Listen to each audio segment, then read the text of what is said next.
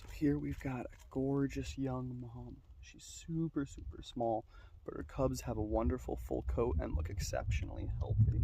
Having two cubs out here is really common. Having two cubs of this size, that's pretty extraordinary for a mom this small.